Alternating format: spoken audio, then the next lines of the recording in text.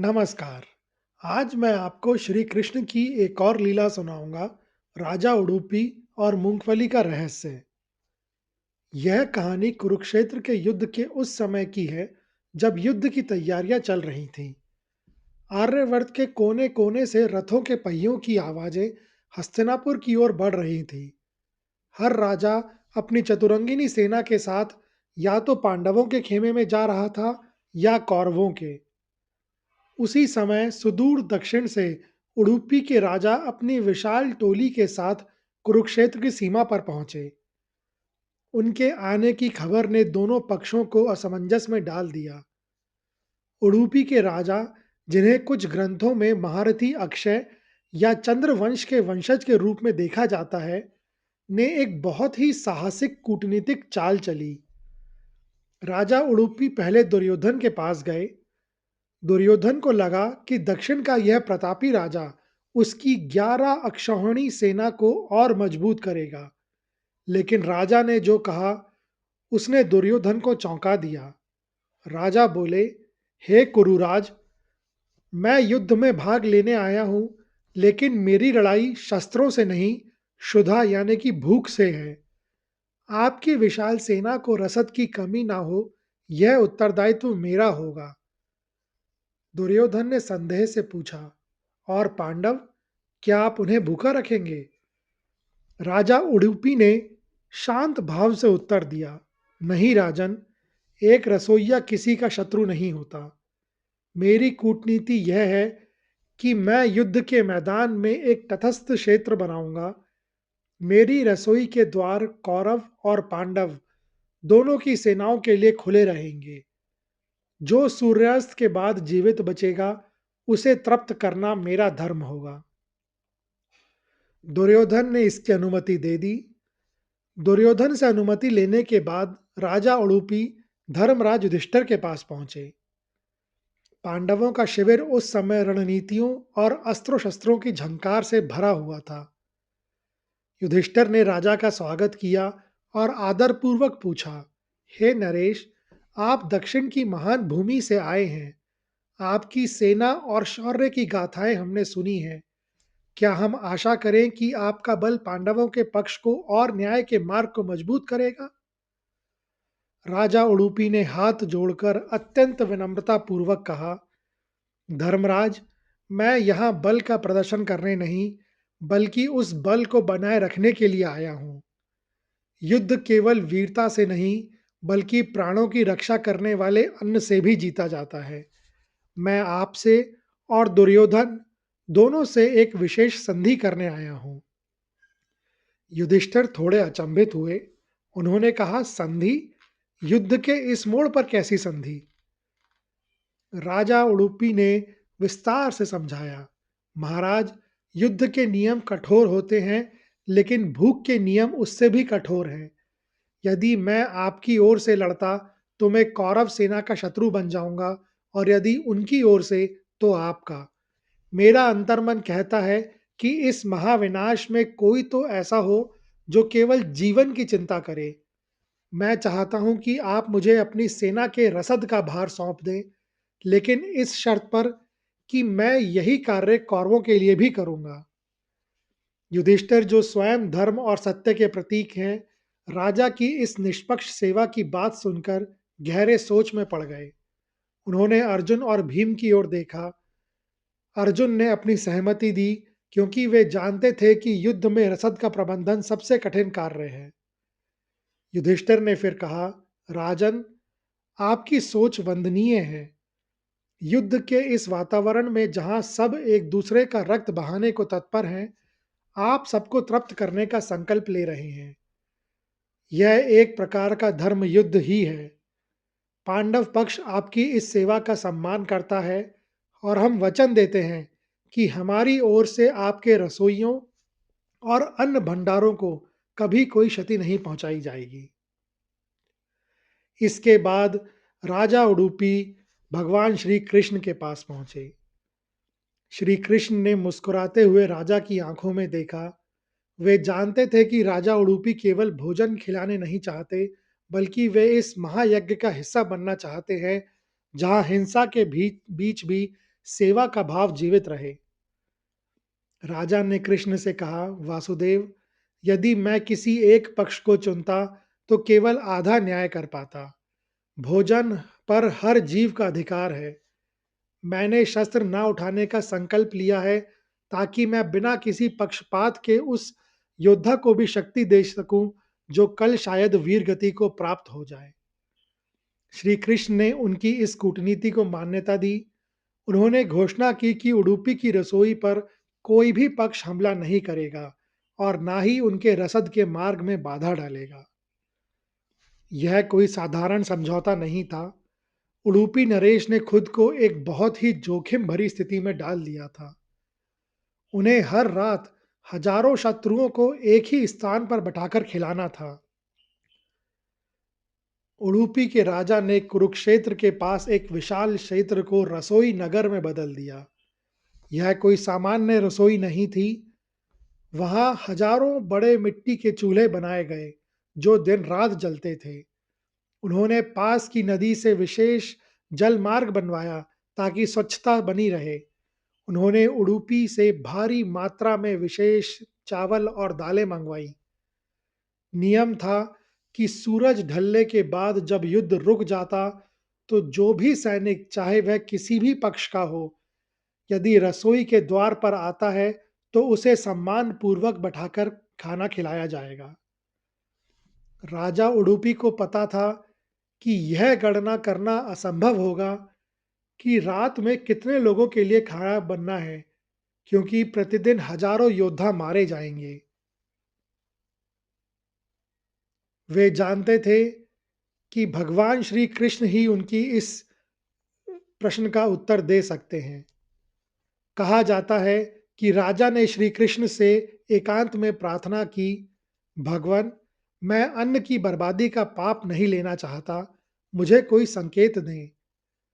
तब श्री कृष्ण ने मुस्कुराते हुए कहा था, कल के लिए जो मर चुके हैं वे आज ही मेरे भीतर समा जाते हैं। युद्ध के पहले दिन से पहले वाली शाम राजा उडुपी ने एक थाली में उबली हुई मूंगफलियां श्री कृष्ण के चरणों में रखी और हाथ जोड़कर खड़े हो गए। उन्होंने कोई प्रश्न नहीं पूछा, ना ही श्री कृष्ण ने कुछ कहा। श्री कृष्ण ने बस राजा की ओर देखकर एक रहस्यमयी मुस्कान दी और थाली से मुट्ठी भर मूंगफलियां उठा ली। राजा ने ध्यान से देखा कि श्री कृष्ण ने कितनी मूंगफलियां खाई हैं। इसके बाद शिविर में वापस लौटकर राजा ने उनकी गणना की। अगले दिन जब सूर्यास्त हुआ तो रसोई में एक दाना भी अन्न शेष नहीं बचा था। राजा समझ गए कि वासुदेव ने उन्हें रास्ता दिखा दिया है। यह क्रम पूरे 18 दिनों तक चला। हर रात का दृश्य कुछ ऐसा होता था। राजा कृष्ण के कक्ष में प्रवेश करते, कृष्ण गहरी सोच में होते या मंद मंद मुस्कुरा रहे होते।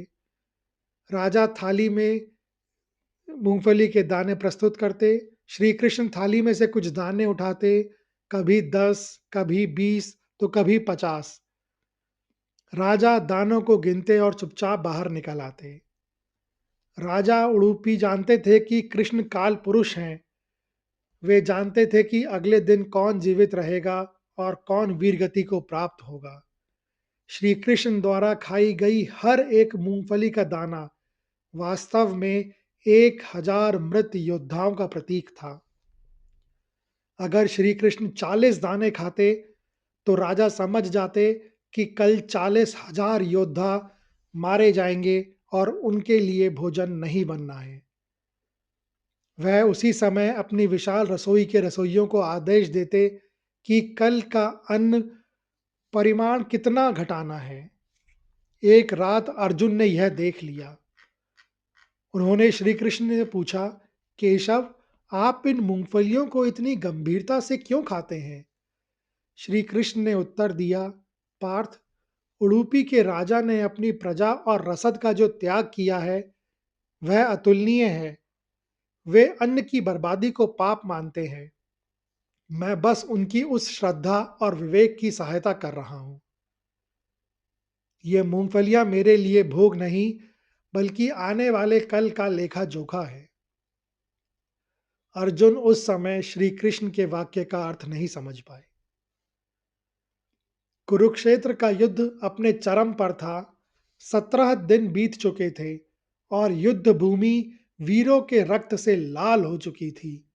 हवा में भारीपन था और चारों ओर केवल सन्नाटा और सिसकियां थी। लेकिन उडुपी नरेश के लिए असली परीक्षा का समय अब आया था। 17वें दिन की समाप्ति पर जब सूर्य अस्त हुआ, तो उडुपी नरेश हमेशा की तरह अपनी थाली में उबली हुई मूंगफलियां लेकर श्री कृष्ण के शिविर की ओर बढ़े। उनके मन में एक अजीब सी व्याकुलता थी। अब तक उन्होंने हजारों योद्धाओं को प्राण खोते देखा था, लेकिन आज रात का वातावरण कुछ अलग ही था। जब वे शिविर के भीतर पहुंचे, तो उन्होंने देखा कि श्री कृष्ण अपनी आंखें मूंदकर शांत बैठे थे। राजा ने चुपचाप थाली उनके सामने रख दी और हाथ जोड़कर खड़े हो गए।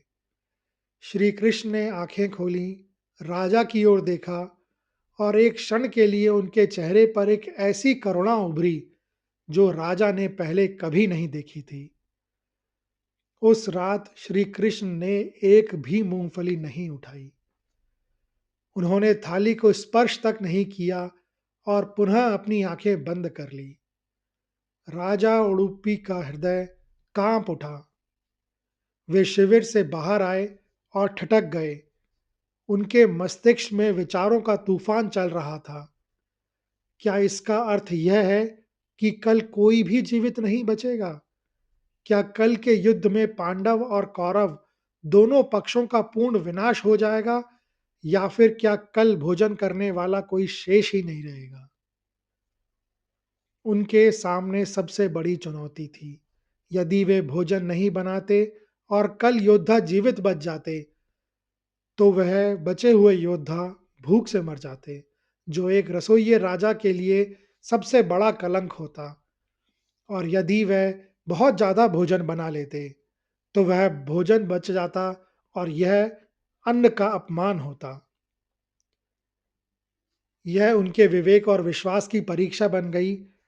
तब राजा ने एक साहसी निर्णय लिया। उन्होंने अपने रसोइयों को आदेश दिया कि कल केवल मुट्ठी भर लोगों का भोजन बनेगा। रसोइये हैरान थे, पर राजा का आदेश अटल था।